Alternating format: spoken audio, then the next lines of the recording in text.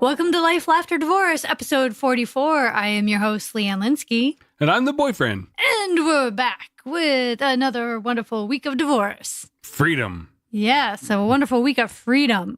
Enjoying that freedom. And while you're doing that, make sure you rate, review, and subscribe. That's right, while you're tuning in, but not in your car. Public service announcement. That's right. Stay off your phone if you're in the car. Be safe. We want you guys to be safe. That's all. I also want to be safe while you're on the road.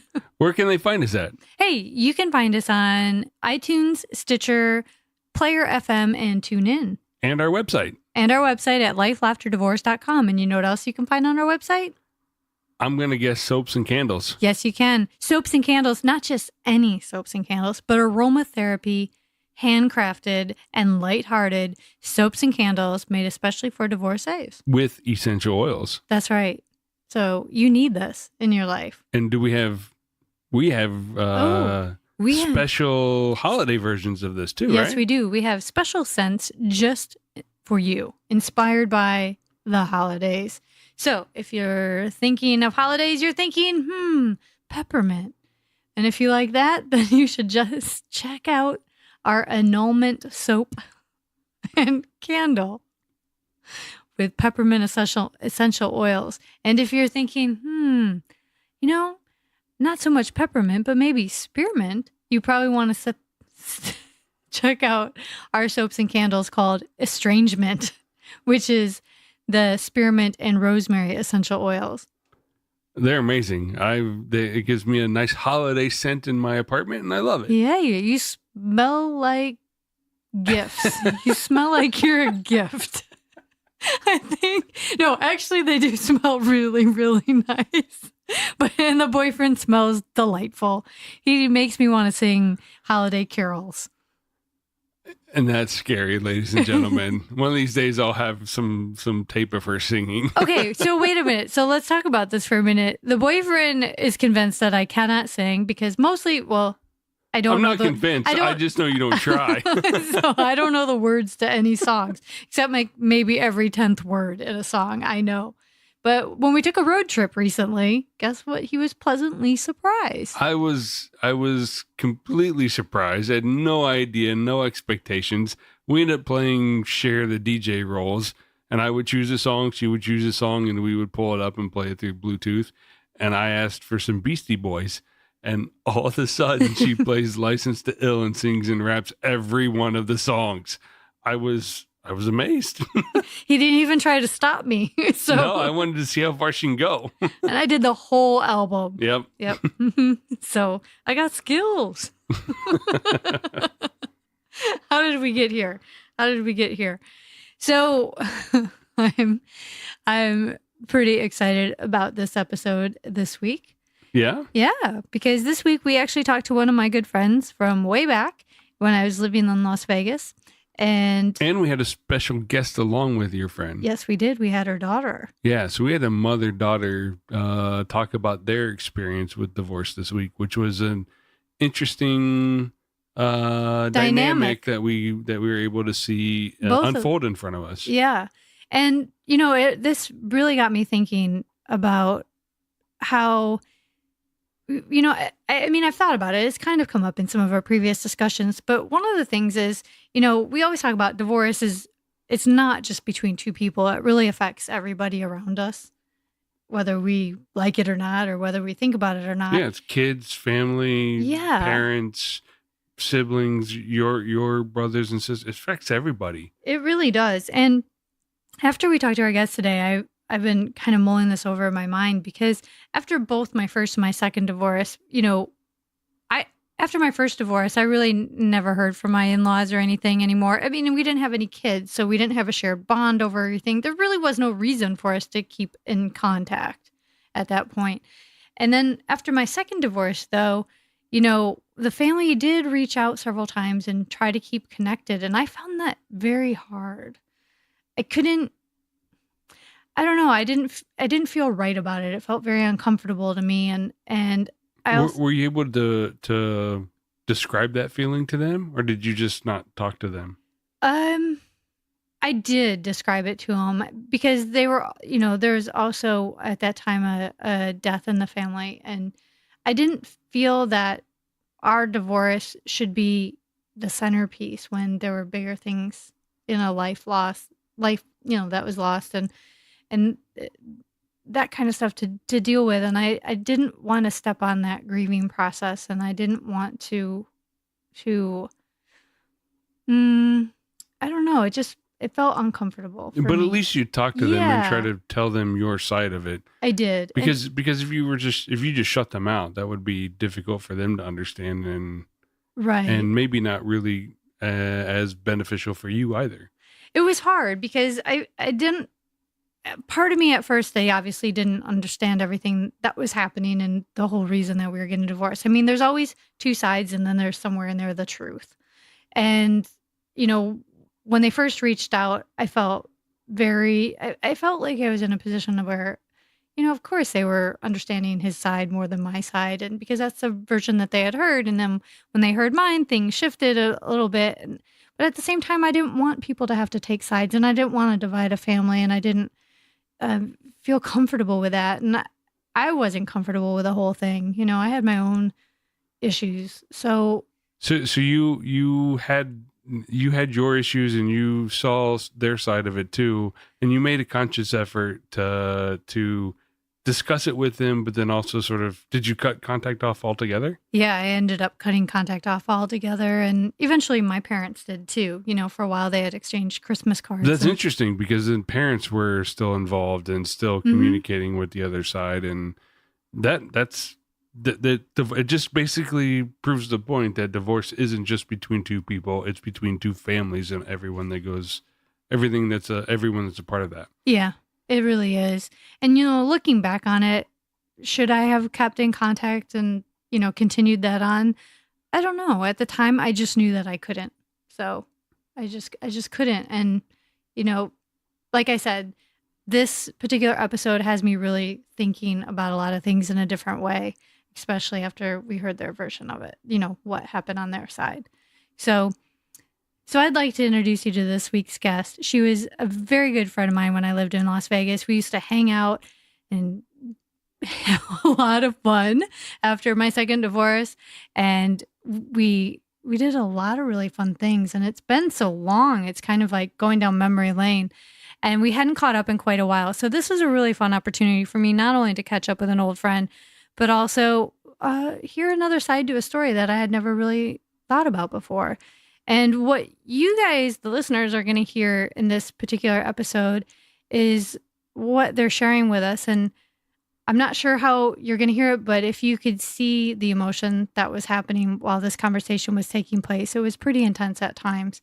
And I just want to thank our listener, or our guest this week, for really sharing their divorce journey and what it's meant to them and what their experience has been like. This was pretty extraordinary. So I'd like to introduce you to my friend, Kimberly White, and her daughter, BonnieKaren. Without further ado.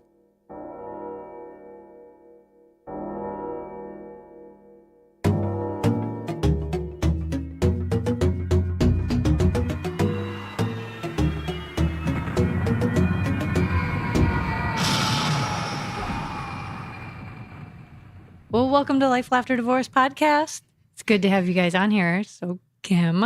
Hello. Hello. And BonnieKaren. Hi. Hi. The boyfriend's here too. Don't forget about him. Well, yes. Yes. Well, that just goes without saying. No, you can't. You do forget about me. Oh, what? This is a whole different podcast. What is going on? We'll revisit this later. Yes, we will. So we're all here, all four of us tonight. And this is exciting because I haven't seen Kim in how many years? Well, probably 10. 10? Yeah, in about 10 years. And so that means the last time I saw BonnieKaren, you were 10. So you were slightly younger. Half my life ago. Yeah, holy cow. So it's been a while, and obviously a lot has transpired since we last spoke, right? So when I met you, you were with your now ex-husband. I was. When you met me originally, I was with my daughter's father, my first ex-husband. Oh, Yeah. wow. We have known each other a long time. We have known each other for a very long time. I started there in 98, Okay. and you were there before me. I was. Yeah. And we were 10. Both of us were 10 or 12, No, you know. Yeah, it is. That's right. That was a lot longer. Holy cow. Okay. This is my old age setting in and bad memory. So, yeah. Okay. So you were with your first husband. I was with my first husband. Very shortly, though. We had been separating pretty quickly. It was kind of not meant to be. We're great friends still today, but How long did that take? Yeah. Maybe just a couple years. Just a couple years. He had already had he had a girlfriend or fiance and then a wife, and who's also my current best friend, and wasn't then, by the way. Right. I don't remember that. He's a very good person, a very good guy, just not a great husband for me, not a good fit. Right. But we kind of knew that going in. We were trying to do the right thing by having a child together. I don't remember any bickering between them because it happened when I was so young. I grew up with my mom and my dad being divorced, but best friends. It was a weird thing to say when I went to school and other friends had divorced parents. I also had divorced parents, so I fit in that way, except mine hung out with each other. And everybody was like, what? Your mom and dad are friends and they hang out? I'm like, yeah. We went out So together. I couldn't get away from get away with anything. Spent holidays together. Wow. Yeah. We were very good friends. But that's healthy. That's good. So Absolutely. It was nice yeah. in some ways. Some ways. Well, you know how kids like to tell their mom or ask their mom something. The mom says Get no. away with Then things. they say, oh, Yeah. Dad, Mom said yes. I couldn't get away with that. I couldn't get away with doing anything because they talk to each other. But it was okay. It was really nice that they got along. Yeah. It was nice to not to have to grow up with doing everything separate. I actually got to do things with both of them. If I wanted to have a birthday with everybody there, that happened for me. And so at Function, she had a very large family because she had myself and my second husband and his family, and then her dad and his wife and her family and his family. So tickets to things we needed lots of tickets all the time just for immediate families. I have 2 dads and 2 moms and 2 sisters and 17 aunts and 14, 4 grandparents, 6 grandparents. I really stopped counting. It's a lot. It's a lot with 4 families. I grew up with 4 of them. Yeah. That is a lot. And I'm thinking back now. I'm thinking back when you first came on and we worked for the same company. And you were still with your first husband, but were you in the process of your divorce? You were. Yes. Okay. All right. So Yes. So I'm thinking in my mind, like when we showed up as events and everything like that, you weren't. No. You were not showing up together at that point. No, I was separated, going through a divorce, and for better, single. Yeah. When I started working for that company. Okay. So I'm like, I've completely lost my mind here. So No, we had lots of fun, and I was not married. Right. Or yeah. Okay. So that makes a lot of sense. And then how long was it? It was a while later that you met your second husband. yeah, I met my second husband through a friend of mine. I don't even know what year that would have been. Probably 2001 or 2. Yeah, 2001. I don't know. And I had started working for Pulte in 99. So 2002, I met him. Yeah. Or started hanging out with him. Yeah. Yeah. Got married in 2004. Right. Okay. So, yes. Now it's all setting in. So now, yep, because this is about the time, because I remember all the outings we went to and all the fun that we had, and all the things that we're doing. And Kim and I are giving each other these knowing looks of, oh, yes. Yes. And so, You and I had some fun. Yeah. Hung out. Yep. yeah. And now, just to put this in perspective to our listeners, is I should back up a little bit. We're in Vegas right now. Yes, we are in Vegas. And as some of my listeners know from previous episodes, is I used to live in Vegas. I lived here for 16 years. And so Kim is one of my friends from Vegas, and I moved away in 2006. So it's been some time since we caught up. Yes. And yeah, those were some fun times, because when you live in Vegas, it's a whole different kind of lifestyle. So you were done in 2006, so you left before me. I did. Okay. Yep. I kept thinking you were there after me, but No. yeah. I left the company before you, and then that's when I headed to New York. So at that point, you were still with your second husband. Yes. Yeah.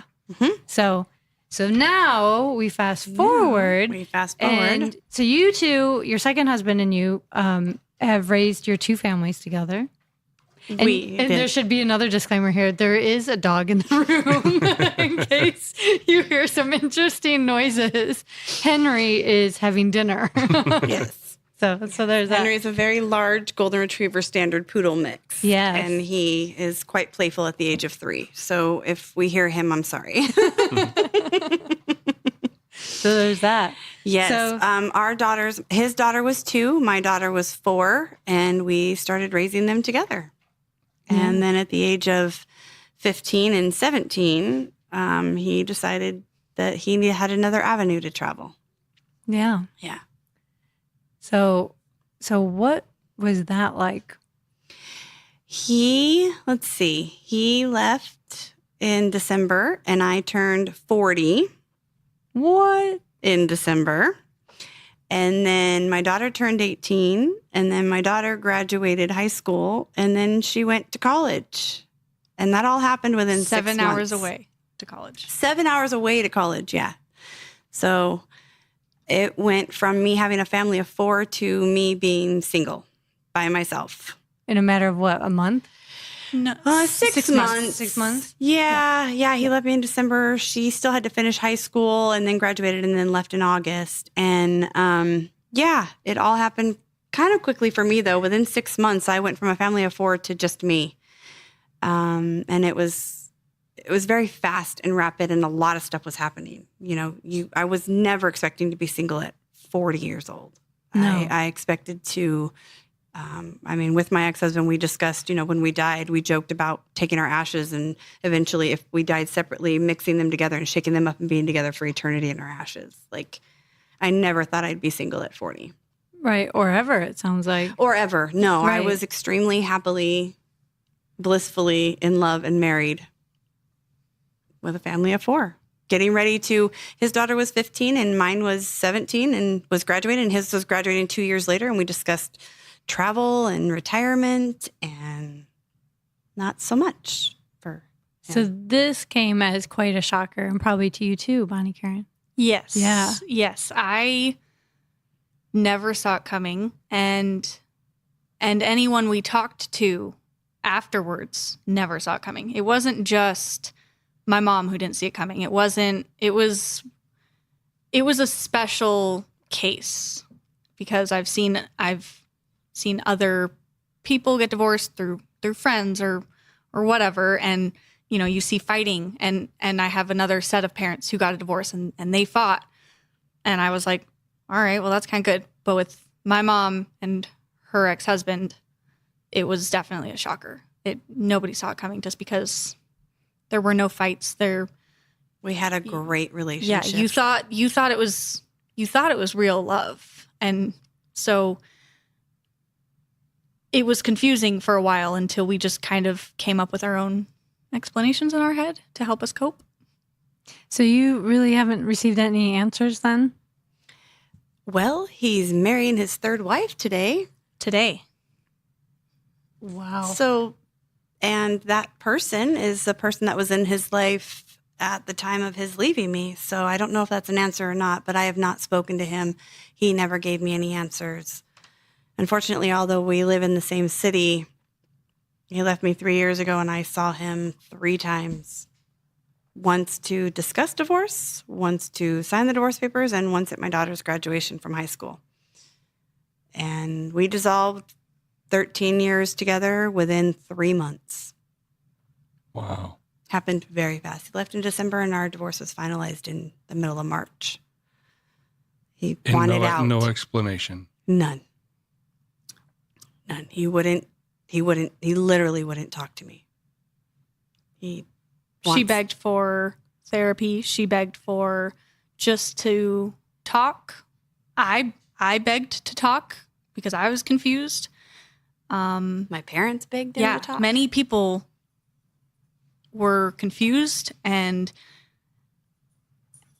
And what at most he could say, I just don't love you anymore, and I don't want to be in this like relationship. You. Yeah, that he just kept saying, I don't love you, I don't like you, and I don't want to be in this relationship.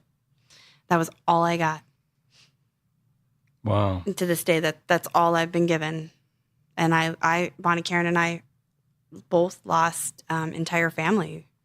I was extremely close with his family. I met him through his sister, who lived with me and helped me raise my daughter for a year before meeting him, who has nothing to do with me, a niece, aunts, and uncles. My daughter lost a grandmother. We I spent lost a every sister, holidays with them. Yeah, every holiday. Every holiday with them. And so because it happened during the holidays, it was confusing. And since then, holidays are what are rough. Christmas is a little tough for us. Because his family was what we did. That was whatever they did, we followed. That was our tradition. So that was our life. Yeah. So we've had to figure out our own traditions. Yeah. Last year we went on a cruise. Her and I. We just didn't know over what to Christmas. do. Because we thought, what is our new tradition? Maybe we'll travel. Yeah. That's great. That's a great way to try to start a new tradition, at least. Yeah. Yeah. I mean, you have to find your own. We have to make our own. And so we're trying and doing different things. It's also difficult because I also have my dad, who is her first ex-husband, that I also have to go back and forth between. So we don't get every Christmas necessarily together because I also have to go see him. She doesn't have to, but she chooses to. She's 20 years old and she still chooses to split her time and see her dad. Because they're both divorced now. What do I do? And her dad is divorced as well.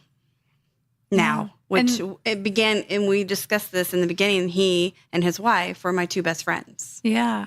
And they are no longer together either. And their divorce happened around the same time? Their divorce Within a year. happened within a year of mine. Yeah. Yeah, my mom and her husband got a divorce or, separated in December. My dad and my stepmom separated in September of the next year. But I had already left for college, so I just got a phone call while I was in my dorm room. We're also getting a divorce. Okay. All right. I've gone through it, been there, But done that one was a little bit more expected. That one was less hard for me because they had fought and it was a different relationship. It was kind of more of divorces that you hear about. You fall out of love, you fight, you feel like you can't mend it, kind of give up in a way. Mm-hmm. It was different than my mom and her divorce because that one, it was just completely out of the blue. So yes, they were different and I was able to cope with my dad and his divorce because I felt after being around them that it was better for the both of them. However, with my mom and her divorce, it was hard for both of us to get through because we were confused. Yeah. How is, it's been 3 years today, right? No. He He got married. He's getting married today. But it's been 3 years, December. Yeah. Soon. Okay. Up, yeah. So roughly 3 years. How has it changed for you in these 3 years? Your feelings about it? I think they've evolved a lot. Yeah. I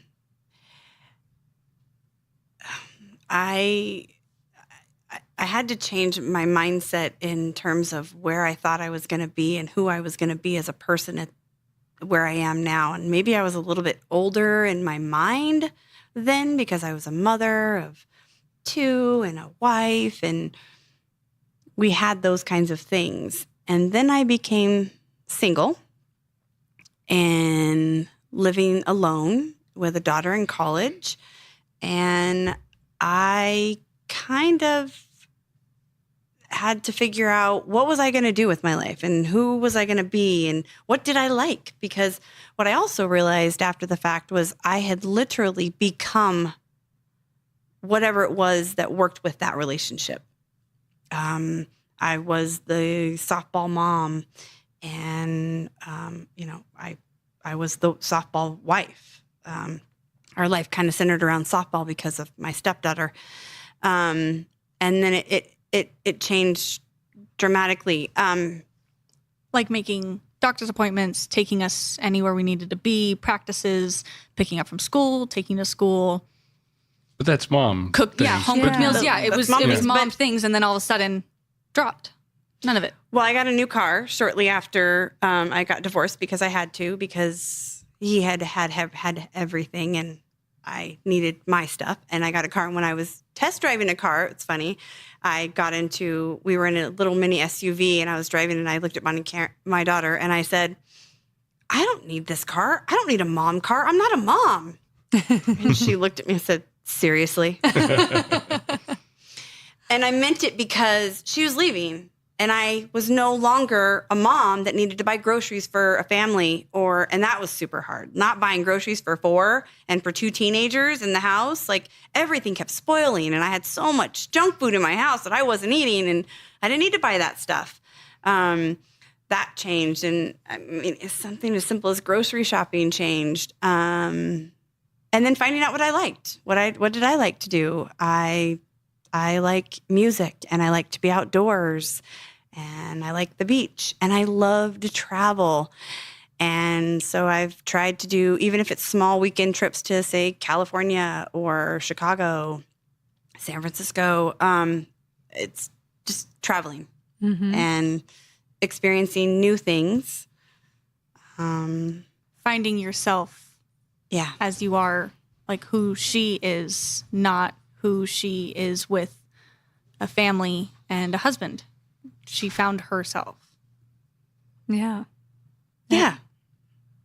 It sounds like it. And what about you? You know, having 2 dads go through a divorce, how did that change who you were becoming? Well, going through 2 divorces in a short span of time, both long marriages, and both so different that it became hard for me to know what love looks like. Because on one side of it, they fought. That didn't work out. The other side, they didn't fight. And it also didn't work out. So for me, it's having to figure out also my own view on what relationship means. Because I've seen so many fail and so many that include just, you know, a variety of things and failing for different reasons. So it's not like, oh, I see that, you know, this all common denominator is why they all failed. So avoid that. It's not simple like that. So I think for me, going through that has been, I don't know, just, it makes me, I guess, aware of kind of what to look for in a way and what not to look for, and just to kind of go with the flow, and you can't know. And now I just realize you can't know. There's no analyzing it. There's no, okay, I'm going to find this, and then that means it's true love. I'll just go with my gut is kind of what I've decided that I'm going to have to do from now on, because I mean, there's few relationships now that I can necessarily look up to or strive for, which I know is sad for my mom, and she wishes she could not have that. But she still teaches me so much in that I just deserve the best. And then if I'm happy, that's what matters. Yeah. So I've learned a lot, but I just focus now on if I'm happy, and she's happy in times, and we're happy together.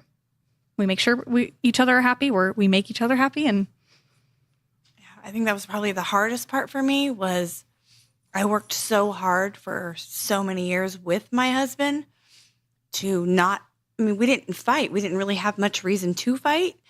But if we did have issues, to not fight in front of the kids, because I knew that on her side, at her dad's house, she did see fighting. And my stepdaughter, the same with her mom, she saw fighting.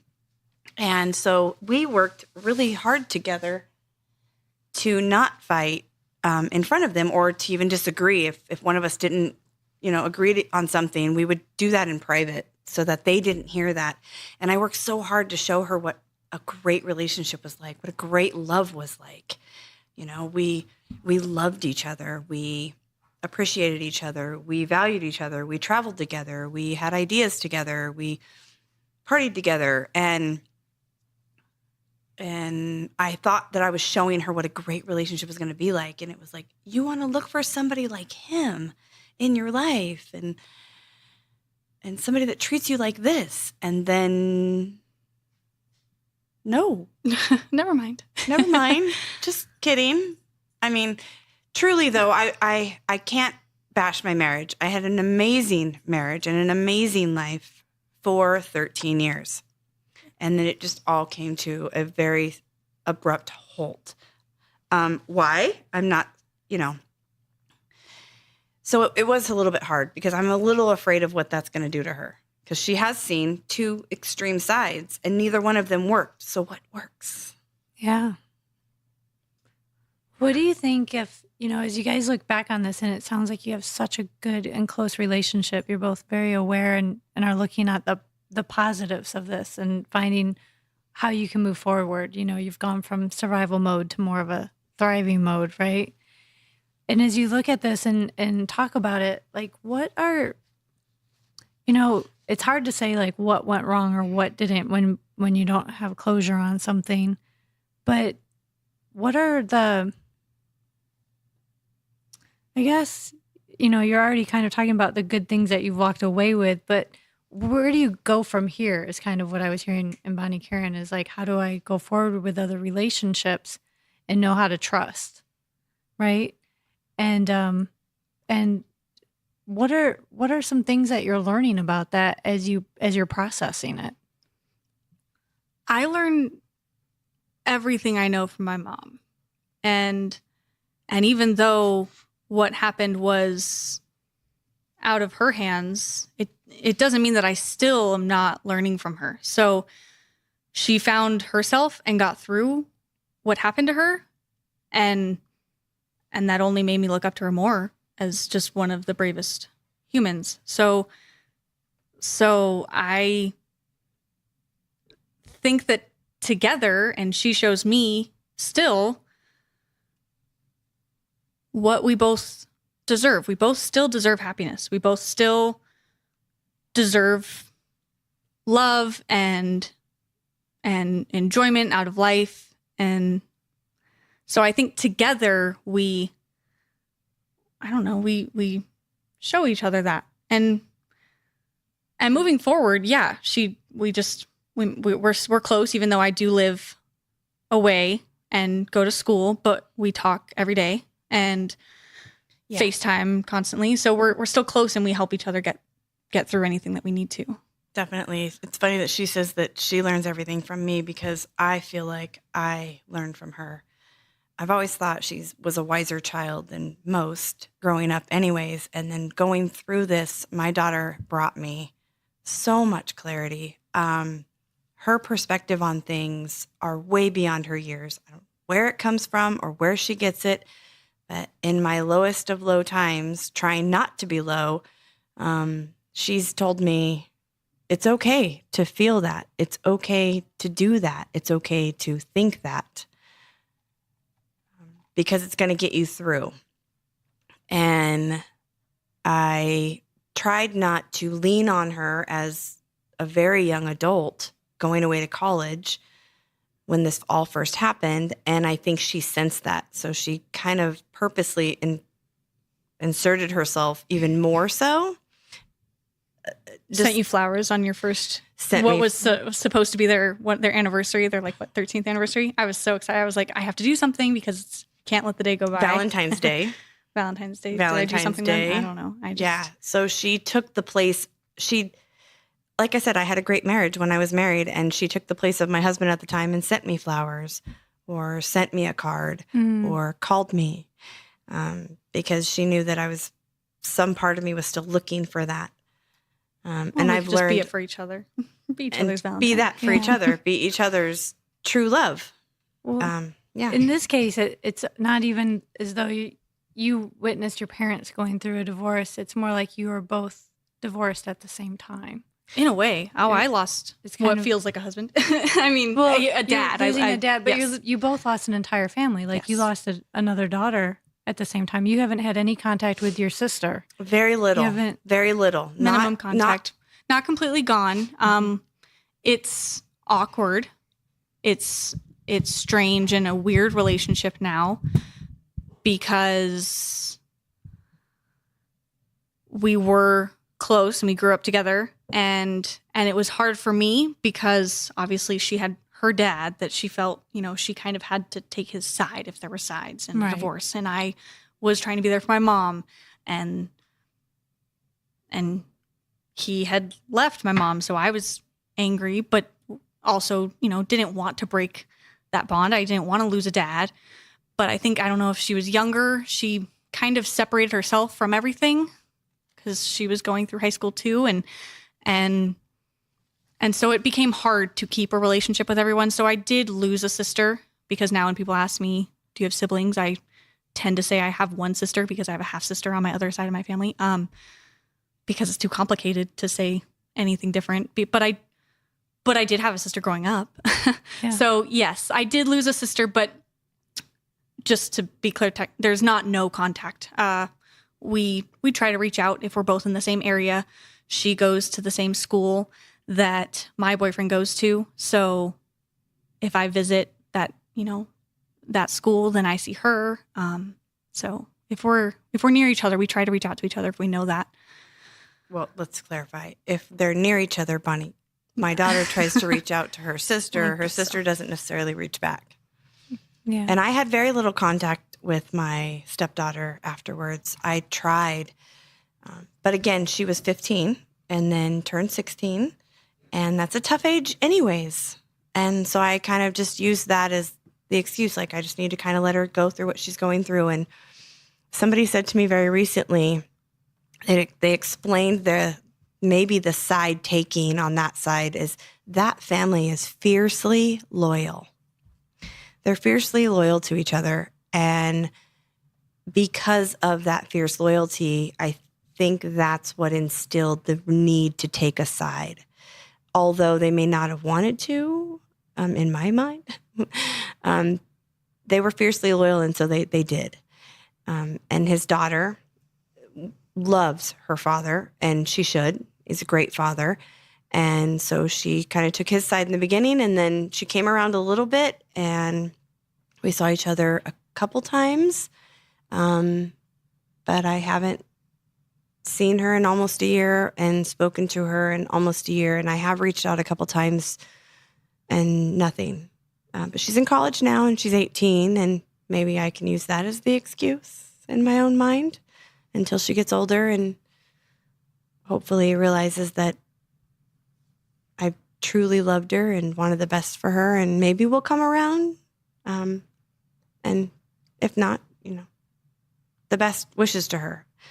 The one thing that I don't wish any ill will on, congratulations to him for getting married today, if that's what he feels that he needs in his life. And I hope that works out for him. And because everybody deserves love. Everybody deserves to be happy. I am in a relationship. I am happy. It's a very, I don't know how to say, it's the most different relationship I've ever been in my life. It's the most uninvested relationship I've ever been in because I don't give 100% of myself, because I don't know if I can yet, but I'm trying. Because it's scary. It's a scary thing. It's super scary. Yeah. And he has a child, and I absolutely, and he's divorced, and I absolutely won't deal with the baby mama or raising another child or investing myself in another child to actually lose that again. I won't do that. So that's a little bit hard on our relationship, but we are happy together when we're together, and it's just the two of us. Yeah, that's a big step to take after something is, the word tragic comes to mind, but because it's so sudden and it was tragic. Yeah. It's a good word, honestly. Okay. Sometimes it can feel dramatic, but going through it, it's tragic. It felt tragic. Yeah. There was some tragic times. It was hard. Absolutely. And it's different in the sense, we talk to a lot of people going through divorce and what their experience has been. And I feel that your case is so different from some of the others that we've heard, and people, what they're going through, in the sense that you're having this no contact, which I have to say, I would find it very hard to not have any sort of closure, be, in that space, and that's hard. And to hear you guys, how you're coping and how you're moving on with your life in such a positive manner with no bitterness and, no, and, in this, what we're hearing tonight and well wishes and looking for the good that's coming out of that. I don't think that's easy for everybody to do, And I'm sure, it's been almost 3 years and you've had some time to scream into pillows and be angry and be hurt. Cause it's a grieving process. But what I just keep thinking is how fortunate that the two of you have each other. Absolutely. Because this isn't a one person divorce, and divorce is never just about two people anyway. It affects so many. Mm-hmm. But in your case, you guys kind of had to lean on each other. And you mentioned that you have a boyfriend. Yes. Have you felt that this has impacted your relationship with your boyfriend on any level, or? I think in my mind, I worry that I don't know if I want to get married, or if I get married, will it last? And so I guess because I've been dating him for 2 years, something like that, that, if we're getting older, if I think that I might marry him, but then I just get freaked out and I'm like, no, I'm not. I don't think about that because I'm too young. So I try not to let it impact my relationship because like I said before, there's no knowing. I realize now that you don't know. And what I think that I have learned is if there are problems, then if you love them and they make you happy, to get through them rather than quit. I think that that's what I learned probably the most out of my mom's divorce, because I liked their relationship. So, on his side, on her ex-husband's side, I don't know what was going through his head, but on our side, we wished for a long time that he would have fought. We said a lot that we wanted him to go to therapy or try to mend what was wrong, because he didn't say why he fell out of love, what happened, didn't give my mom any reasons. And she felt if she would have known, she would try to fix it and get through it. And I actually think that, there's part of me that didn't, told her, don't change. If he really didn't like you, I don't want you to change for him. So that's important. But also, if you both make each other happy, that there is happiness, then maybe you try to work through it together. So if there's anything that I do in my relationship that reflects the divorce, it's that I try to outweigh, am I happy? Do I want to be happy because I know I'm happy with him and keep being happy? Or do I think I can find happiness elsewhere and then be done? I believe in the sanctity of marriage. I've been divorced twice, and it's horrible for me to say that, but I absolutely believe in the sanctity of marriage. And I will never get married again, because I believe so hard in the fact that if you are married, you took that bond, you took that legal binding thing that connects you, you took that extra step. You didn't just live together or be together. You took that extra step to be legally binded together, and that I feel like it shouldn't be so easy to be divorced. You should either be mandated to go through counseling, to tell each other what's wrong, to try to fix it. I truly believe that. And I feel like I wanted to work so hard to make things better. And I think that where she's at with her relationship is that she does do that. I think she tries really hard to fix things, or find out. There's compromise in relationships too, right? Don't want one person to change and not the other. But I believe that there should be communication and honesty, and let's talk about what's not working so we can try to fix it together, rather than just deciding to dissolve it and not fight or try to make it work. There's absolutely something there that should have been done that unfortunately was not done. Although I will take credit for a divorce and for there being two to tango, and there's a reason, and there's two sides to every story. But I will take also full credit that I tried very hard to make it work. to force him to make it work with me, and he didn't.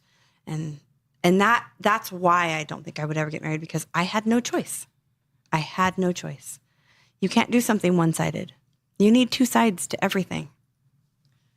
And I was one-sided in trying to make that relationship work. It was absolutely clear the one time I got him to go to counseling with me that he absolutely did not want anything to do with me anymore. And I had to let go. Yeah, that's, I've actually, my first marriage, I had a similar situation where we went to the counseling the one time and he got up and walked out. And I'll never forget how horrible I felt. What did I do to make him? What did I do literally? wrong? And I felt constantly, and I think that affected me for many years. I mean, I still remember it. It's, what did I do wrong? What is it about me that's not lovable? Why can't I do this? Absolutely. And I'm hearing what you're saying, and I just can't imagine to lose not just a husband, but my whole family in that regard. And now I'm thinking back, and then I did, minus the child, because I didn't have kids at the time. But, you were in this relationship much longer than I had. So I'm just thinking, like, in terms of how I'm framing it in my mind and how you deal with something like this from a place of self-esteem. That's very interesting. Yeah. It was really, it was hard. Self-esteem was a huge issue. I was turning 40, which, some people really think that's a big deal or not a big deal. And I didn't think it was a big deal until all of a sudden it was. And that creeps up on you, I'm doesn't 40 it? and divorced, twice divorced. Whoop, whoop. Like, Kid in college. Yeah. hey, at least I didn't have a kid at home. Yeah. Hey, I'm twice divorced. I'm 40 and I got a little kid. No, at least you were doing your thing. It's true. I didn't have that baggage. And self-esteem was a big issue. I was a little overweight because when you're married, you're fat and happy, right? You eat together, you drink together, you're comfortable. And P.S., my sex life was great with my ex-husband until all of a sudden he decided to leave. So I didn't have a reason to, of course I was trying to be healthy and you work out and you take care of yourself, but I was definitely overweight. And the loss of that, I lost a slew of weight. But it was really just having to figure out who I was, cutting my hair off, dyeing it a random color, trying new things, wearing different clothes, starting on the outside because it needed to get into the inside. And the counseling helped me a lot with that. I truly believe I still struggle with what did I do that was so wrong, or what could I have changed, or what is wrong with me. And there are still times in my life with random relationships, my daughter relationship, my boyfriend relationship, that I wonder, was I too hard? Was that too much? Because I'm very pragmatic. I'm very upfront. I don't hide my feelings, and I kind of tell you like it is. If I don't like something, I will tell you. I am honest to a fault, evidently, because I'm a little honest to a fault. So I try to take my words down a little bit. I try to teach my daughter that sometimes it's not okay to just throw out there what you really think and censor yourself a little bit. She believed at first, like, no, Mom, if that's who you want to be and if that's what you want to say, then you should do that. And she's realized as she's gotten older and been in her own situation in her own life that, yeah, maybe that's right. You should censor yourself a little bit because it helps relationships. Yeah. So the self-esteem issue is a big deal. I still struggle with it. What I say, how I say it, how I hold myself. Because I think about it all the time. It was a great family and a great relationship, and it dissolved in a minute, and not to be spoke to for whatever reason, even though I thought I had these great relationships. It is definitely something that gets within. Yeah. But you just kind of have to keep working on it. Mm-hmm. One of the things you said really sticks with me too is when we get to a certain age, it's like I feel like we rebound from things much easier when we're younger. Oh, absolutely. Like going through our first divorce is like, okay, well, we've got this, we have a whole lifetime ahead. We can have years ahead of us. We can rebuild a family. We can do all of these things. But then we get to, the beautiful age of 40 and above, and suddenly we're looking at things a little bit differently. And it's, so many people we hear, 40's like, 40's the new 50 and whatever, or 40's the new 30 or whatever it is, right? Like this is not a big deal and people are living longer and women can have children at an older age and all of this stuff. And yes, but then there's the whole flip side that most women don't talk about when they get to this age because it's not attractive or it's not fun, but things change. And it's not just like your physical appearance or our body changes, but it's about like our insides change and how we feel about things and our perspective on life and where we're at in life. And yeah, scientifically, so many things are possible in today's world, but emotionally, it's so different. It is, but I will say, cover your ears. Yeah. When I turned 40 and afterwards, my libido tripled. And here I was in a relationship where that wasn't an issue. And then he just left and I didn't have it anymore. So I looked for it at every avenue I could find. And I will say that, in my 30s, it was sometimes a struggle to be intimate. It wasn't always the thing that was on the forefront. And in my 40s, it is absolutely way different. And they say that when you get older that, and women in their 40s, they tend to become boys in their teens or 20s. And I will actually agree with that. It's very different. Yeah. And it's very different in the sense that not only is it that you want it or crave it and your libido is high, but that you start to just, and maybe it's because I was single and by myself, but you start to discover yourself. Yeah. What is it that I like? What is it? Because now it's about me. Because I'm out there, and if you don't want to please me, then I don't need you. I don't have to stay with you. I didn't marry you. Right. Well, it's just, and it's a different place. And I think back to like when I was divorced the first and second time, and that was all in my 20s. But it was a completely different mindset. I was in a different place in life. And then you fast forward, and you get to a certain age, and when you go through a significant breakup or a divorce, suddenly you find yourself and you're just not the same person. Like you wake up one day and you're like, I am not the same person I used to be. And it's not something you hear a lot of people talk about necessarily. And so I'm looking at your daughter and she's like, really?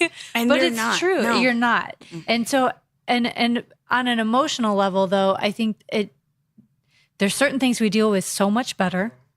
And I think at the same time, when it comes to divorce and things and major life changes, we aren't as quick to rebound as we were when we were younger. Yeah. Sometimes our emotions don't rebound as easily, and our skin definitely doesn't rebound as easily. No, that doesn't happen. And we don't rebound the next day after. Right. And it's not so, and it's other thing is like, okay, so there's this mindset shift, and it's not like we're just, and being at a certain age, like we've spent, okay, so you and I have spent a lot of nights out, and we've gone and we've seen bands and we've gone to parties and we had fun and we had a good time. Our time together was a lot of fun. A lot of fun. I'm like, all these memories are flashing through, and we did all of these really cool things. And now I'm thinking about it. Now I'm like, those were a blast, but somehow I don't see myself doing those same things today. Well, yeah. And you're absolutely right. Yeah. But I actually reverted back to that. Because that was what I had done when I was single the first time.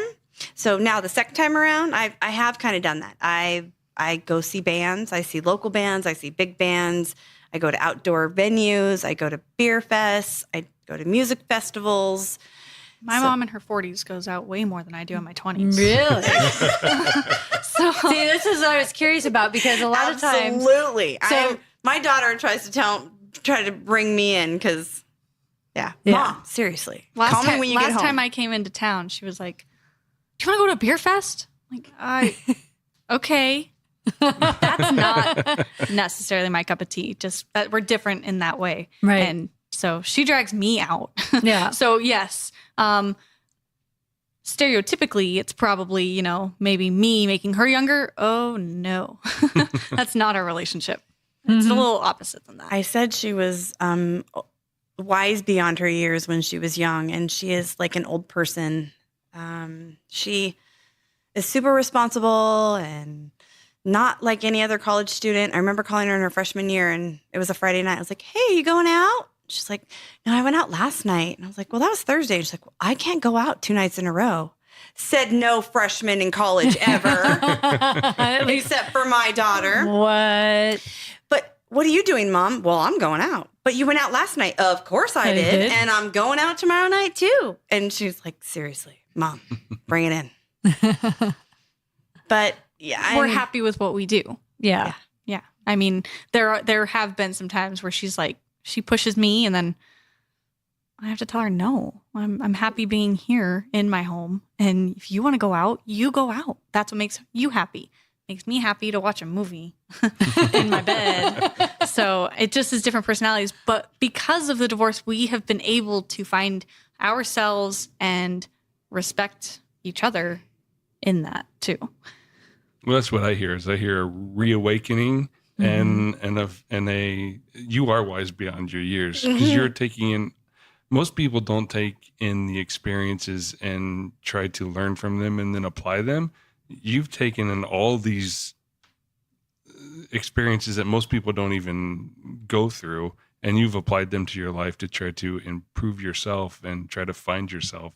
So it's impressive on both of who you are and where you're going. And I couldn't imagine going through something and not knowing an answer. That's been not having an answer. So to come out where you're at now and continually moving forward, it's very impressive. I'm happy to see both of you finding happiness in life. Yeah. Thank you. Thank you. Me too. I think we're both happy. I mean, I am happy, and I know my daughter's happy. Yes. And we are continuing to hope to grow and be happy together. Yeah. The best part is, I mean, we're happy in our relationships. And if for some reason something happens where we're not happy in our relationships, we make each other happy. So I always matter. have my daughter, and I didn't want to lean on her like that when I first went through the divorce, but she's absolutely right. Now she's an adult. She is an adult, and she can do and make her own decisions, and she does. But regardless of whatever happens, I have her, and she knows that she has me. So I think that also helps, that it may not work out, but we have each other. I have my daughter. Yeah. It's less scary. She teaches me, and I can go to her with anything if I need advice. And because she's gone, through 2 different divorces and had many life experiences in that avenue, that if I need anything, I can ask her anything. She'll be honest with me about anything.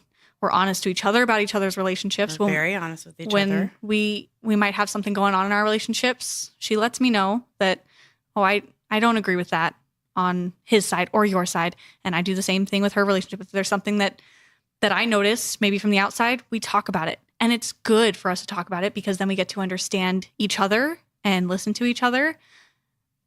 I love going to my mom about anything that I need. And I don't know if she loves listening to me, but if she ever wants to come to me about her relationship, we talk about it. And then I like that. So we really do help each other. And that's my favorite part. She is wise beyond her years. So I do actually lean on her for advice. Yeah.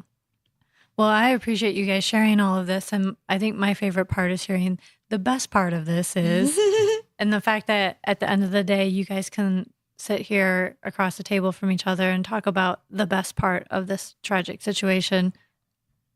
Yes. That there is a best part, and that you're moving forward and you have each other. So thank you so much for allowing us to do this, because this is therapy too. I get to listen to my daughter's side of it and talk to her and hear what she has to say about it. she gets to hear what I have to say. So this was awesome. Thank you. Thank you. Thank you. Thank you.